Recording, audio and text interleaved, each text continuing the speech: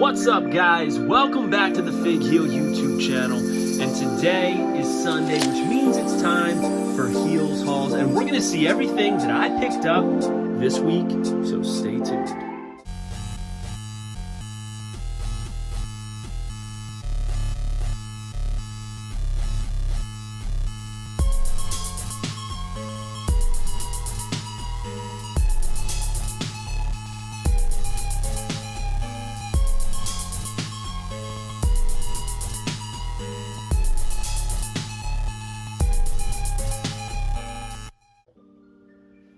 All right, guys, my favorite time of the week. Get to sit back, check out everything that I picked up this week, and really reflect on it. Got a lot of good stuff this week. And as usual, it's brought to you by the Wrestling Figure Encyclopedia, which features a foreword by Xavier Woods, who's right there on the cover. That is shot by Matthew Goldberg. And it's a beautiful cover, if I do say so myself. And it's available now on Amazon.com, or you could simply go to heelbooks.com and pick up your copy today. But we are here to talk about everything that I picked up. And first up, I got a great deal on this Vickie Guerrero. Her first figure, Ruthless Aggression. All of the cloth goods are tight fitting. She's got those heels on. A little bit thicker in the face. Head scan. This is early Vickie. Long hair, thick hair.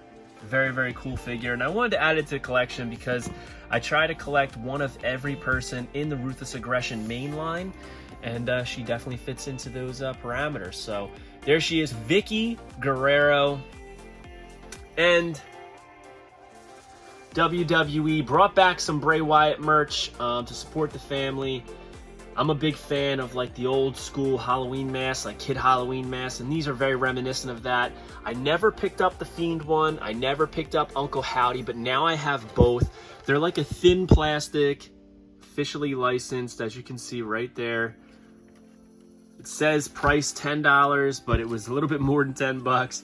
Not a big deal at all, especially since it's going to the family. It's just funny that they put that on there. Here's the Uncle Howdy one. It's got like a little T right above the brow, the T area, so you can keep it tight to your face. They're unique, and once they said that proceeds were going to go to the family, I couldn't not pick it up. Especially as a big Bray Wyatt fan, I also picked up one of his new T-shirts, which is it's got like that the upside down dragonfly or whatever. But rest in peace, Bray Wyatt. One of the greats, you know, way ahead of his time. So, very sad to see. But also picked up from eBay the Batman comic from the Baltimore, I think it's Baltimore Comic-Con. Now, they redid the cover of this Batman, which usually has the Joker holding the, the ace with the Batman on it, but they redid it with Danhausen. Look how cool that is. What an honor, man. Is there any more, a bigger rub or a bigger nod and appreciation for a wrestler than that? You're on the cover of Batman. Holy crap. I thought this was a monumental piece, so I went right onto eBay and purchased one. I think it was like $30, but I didn't really care. And it came bagged and boarded. Haven't opened it up yet. I might want to get it graded just to have a graded comic. I think it's pretty cool. But I think they did a great job, and they captured the authenticity of that original Joker cover. This is just so cool to me. So congratulations to Danhausen on this one. Beautiful artwork. And went to Walmart, and I found this bad boy. I got it from Amazon a while back, but I returned it because it was extremely damaged. And I keep Legends Mint on card, and Commissioner Foley definitely falls into that category. A lot of people don't like this figure, but I do. I think it's really good. I don't really think there's anything wrong with it. I like the cloth goods vest. I like that the Commissioner shirt is kind of like painted on. Doesn't really bother me. The head's great. The cactus, he's got the mallet hand, the Commissioner plaque, the thumb. Just a really great overall figure. Now, I'm not saying it's like figure of the year or anything, but for what it is, I think they did a really good job.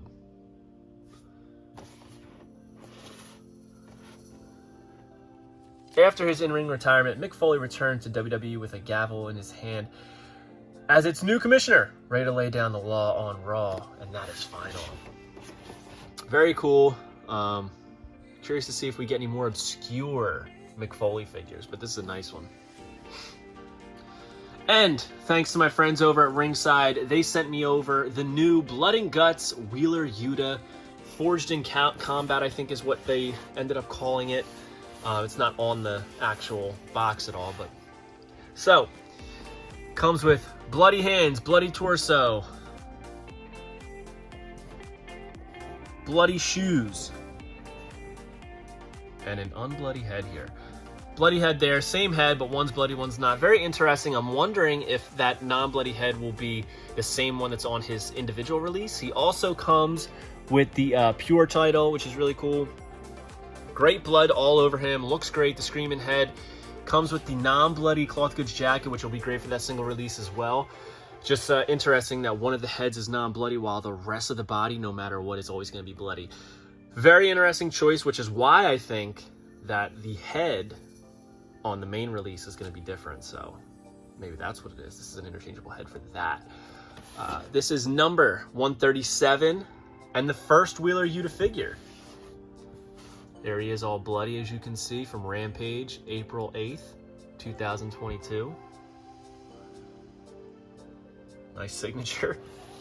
Blood all over this box, the window. Love the blood and guts stuff. And now moving on, something that I purchased about a year and a half ago and finally came. Wrestling Megastars Series 2 from Cella Toys, now Epic Toys. First up, we have Tongaloa. Gotta be honest with you, I've never seen a Tongaloa match, but I got everybody else in the set, so I just, why not? You know, I'm buying the whole set.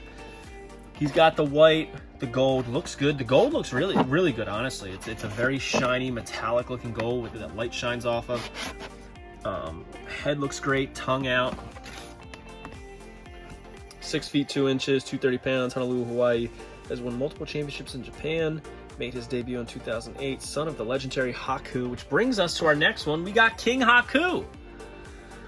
Very excited about this. I feel like this is a figure that should have been in the original Hasbro line. And I love that he's got the purple tights with the crown on it, the wrapped foot, and the removable crown. Great looking figure. Honestly, this may be the best Cella Toys figure to date, in my opinion, as is everything else that I say on here. But I mean, it just looks phenomenal. It's a great looking guy. 6 foot 1 inches, 275 pounds. The Isle of Tonga, one of the toughest men in wrestling, crowned king in 1988, former World Tag Team Champion. With who? Comment below if you know who. And of course, we got the BWO, which is the rest of the set, the first ever Hollywood Nova figure. And this one is probably the most toyetic of the three, or technically of the 4 BWO figures that we got in this set. But all the shirts are like almost like a different shade, which is a little interesting.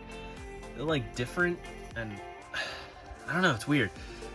But he's got the yellow and blue, which pops. Great looking head. Hollywood on the top. Painted on beard. 5 feet 10 inches, 210 pounds, from Silicon Valley. Iconic third man of the BWO. No one gets up from the atomic leg drop. Trained by Iron Mike Sharp. So I would say that these two are probably the better of the shirts. They're very similar, but also like a different shade of blue. I don't think that this Stevie's very good. Something about the torso is very weird. The whole thing seems out of proportion for a Hasbro and out of proportion with every other figure in this set. The legs are super skinny, arms are super skinny. Trust me, I know.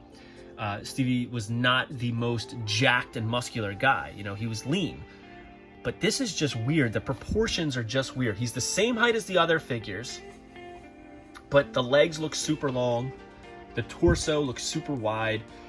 It's just, something about it is very, very off. I love Stevie, so I wasn't going to turn down a big Stevie cool figure.